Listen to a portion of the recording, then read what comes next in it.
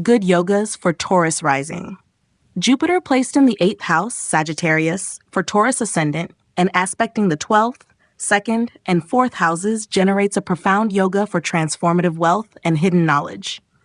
As Jupiter is the natural significator for wealth, 2nd, wisdom, 9th, and moksha, 12th, its aspect on the 2nd house, Gemini, brings prosperity, while its influence on the 4th house, Leo, supports emotional stability and secure property gains.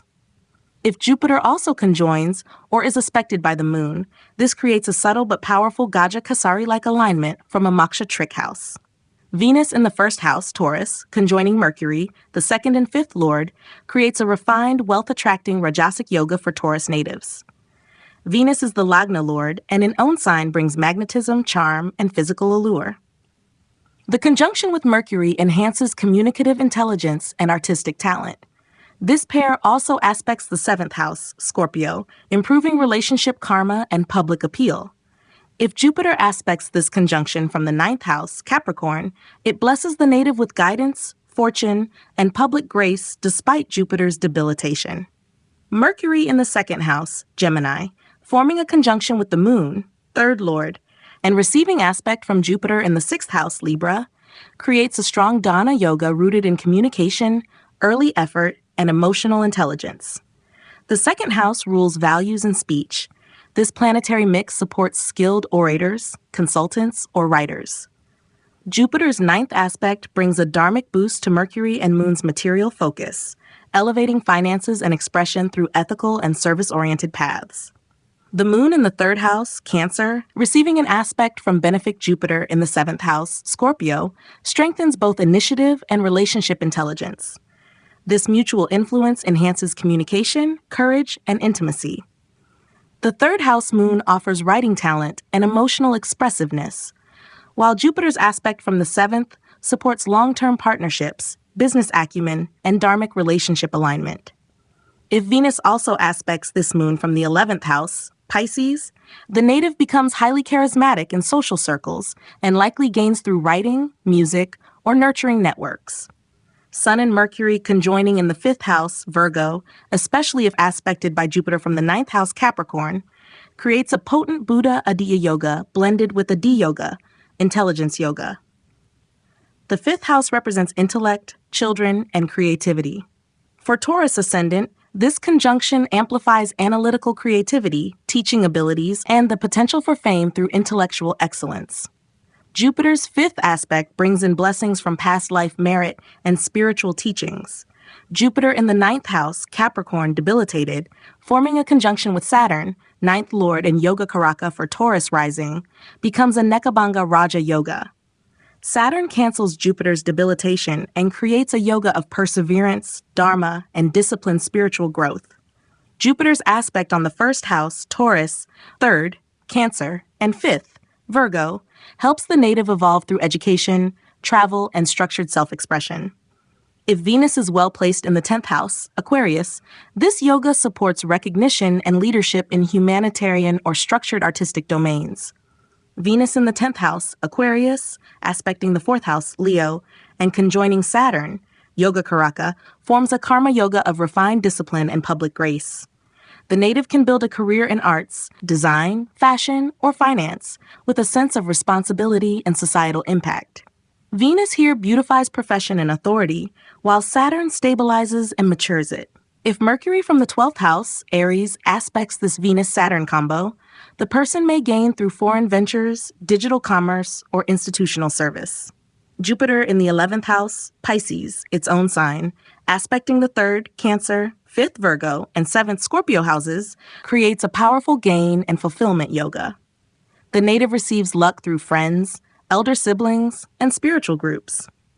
Jupiter's benefic aspect on the 5th house enhances intelligence and creative self-expression, while the 7th house aspect boosts relationship compatibility and wisdom in partnerships. If Venus also aspects the 11th house from the 5th, this double benefic influence indicates fame, fortune, and fulfillment through art, education, or social goodwill. Good yogas for Virgo rising. Jupiter in the 4th house, Sagittarius, its own sign, creates a strong Kendra-based benefic yoga for Virgo ascendant. It aspects the 8th, Aries, 10th, Gemini, and 12th, Leo houses, offering support in emotional stability, career, and spiritual retreat. This placement enhances maternal connection, real estate gains, and inner peace. If Mercury, Lagna Lord, is well placed in the 1st or 10th and also aspects Jupiter, it creates a subtle jnana yoga where intelligence, dharma, and emotional fulfillment align, ideal for careers in education, psychology, or law. Venus in the 9th house, Taurus, its own sign, forms a powerful Lakshmi yoga for Virgo rising. The 9th house rules luck, ethics, and long-distance travel. Venus here brings pleasure through dharmic experiences, artistic teachings, and foreign associations. If Mercury also conjoins Venus or aspects from the 3rd, it enhances communication and creativity, especially in publishing, design, or mentorship roles. Jupiter's aspect from the 1st or 5th would further uplift this yoga into a refined spiritual material blend. Mercury in the 1st house, Virgo, exalted, gives immense intellect, adaptability, and persuasive power. If this Mercury is conjoined by Sun, 12th Lord, forming Budha-Aditya Yoga, the native becomes highly analytical and spiritually inclined. When aspected by Jupiter from the 5th house, Capricorn, even in debilitation, it elevates the individual's creative intelligence and memory. This trio gives strong potential for leadership in analytical fields like finance, health sciences, or research-based domains. Moon in the 11th house, Cancer, its own sign, for Virgo ascendant creates emotional fulfillment through social networks and gains. When aspected by Jupiter from the 3rd house, Scorpio, the moon becomes deeply intuitive and supportive of the native's ambitions.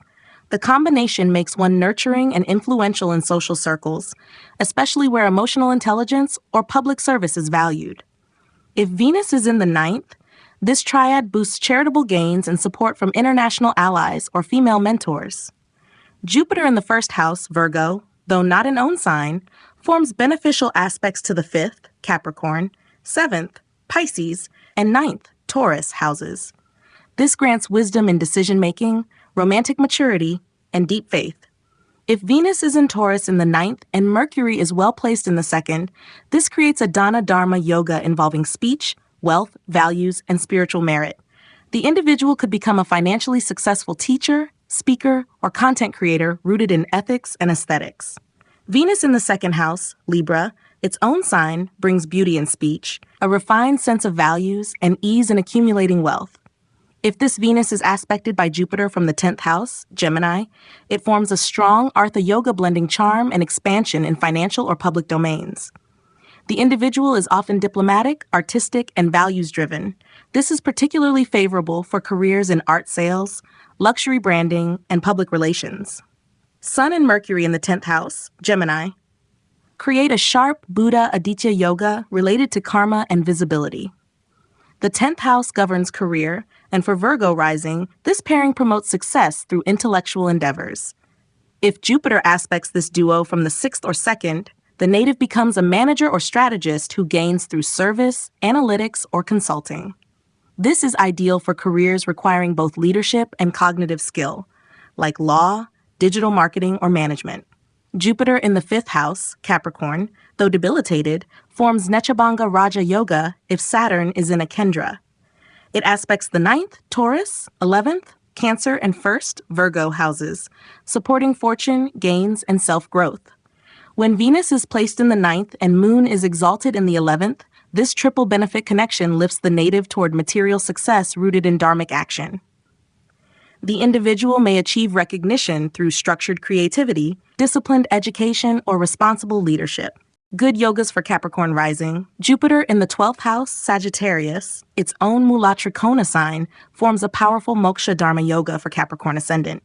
It aspects the 4th, Aries, 6th, Gemini, and 8th, Leo houses, giving depth in emotional life, victory in challenges, and intuitive insight into transformation. This Jupiter gives blessings through spiritual retreats, foreign connections, and charitable work. If Moon is placed in the 4th and Venus in the 5th, the native receives grace from the inner world and gains recognition in emotionally rich or healing careers.